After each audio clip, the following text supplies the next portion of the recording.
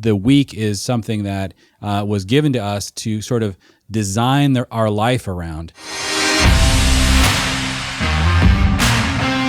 What's up, guys? Jeff and Jeremy here. Another episode of 5 Minute Fatherhood. I believe this was a comment maybe from one of our communities. Jeremy, correct me if I'm wrong, but the question that this kind of comes from that I think Jeremy will read is, how do you help your wife's walk with God? How do you nudge or encourage your wife's walk with Jesus and being in the scriptures and things of that nature? Or in other ways, what do you do when your wife's devotional life is actually not doing well and it's getting crushed by kids, by the demands of life, by toddlers? This is a really big deal and really practical, pertinent example that a lot of us with little kids struggle with. So, Jeremy, how should we be thinking through this and where this came from? Yeah, if you're in a situation where there's a lot of littles, and it's really important for you to be connected to how's your wife doing spiritually. You know, what is she doing to fill up really in that part of her life, so that she's got that full tank to give to the kids, the family, and that she's cultivating a deep relationship with the Lord. So much happens if negative if she goes down. So many awesome things happens if she can continue to go deeper in her walk with God. So we had one mom in the homeroom say, speaking of rhythms, I'm a stay-at-home mom with an almost 2-year-old, and maternity struggle to maintain the rhythm of daily Bible study and prayer. With another one on the way, I know it will just get harder. By the time he's down for a nap or for bed, I'm worn out. So it's hard to mentally focus on sitting without falling asleep. Ideas, encouragement. How do you do this? How do you prioritize this? What resources work best?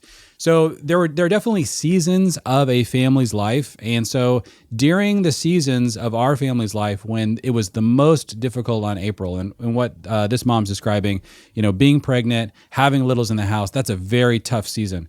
And so we really made sure that we doubled down on the weekly rhythm, the stuff that I could really help April with. So when I started to see her struggle, she kept on trying to figure out, do I get up before the kids? She tried lots of things to make it awesome on her daily rhythm to be with the Lord, but it was tough. And there were some seasons where it just didn't work, and her rhythm just kept getting whacked. And in those seasons, I would take the kids for like a very specific 3-hour block for her to go and spend time with the Lord. Go walk in the woods, go spend time at a coffee shop, really go deep. And a lot of times we obsess over daily rhythms in our culture. But in the Bible really speaks actually a lot more about weekly rhythms and living in this sort of rhythm of work and rest. And so the Sabbath kind of weekly 7-day rhythm, which was actually created by God at the beginning of creation, is the one rhythm that's actually not a part of like the created order. It was something God just gave to us, right? It's not based on the moon or the sun. The week is something that was given to us to sort of design our life around. And it's really important that if your wife is in a tough season where the daily rhythm just keeps getting whacked, then you come in with a very strong weekly rhythm and rescue that situation with a tool. Because oftentimes, I know if you're working guys, a lot of times we can't step in on the daily rhythm, which would be even better. But if you can't do that, I would say really leverage the weekly rhythm. But Jeff, how have you guys wrestled with this one? Yeah, well, it's funny you said that, because that's what I was going to say too, of like, man, yeah, because there's something about a weekly rhythm where it's almost more like storing up food in the pantry that you can use on the other days. There's something about like you're pulling from a filling, right? You be filled and then you pull from that full.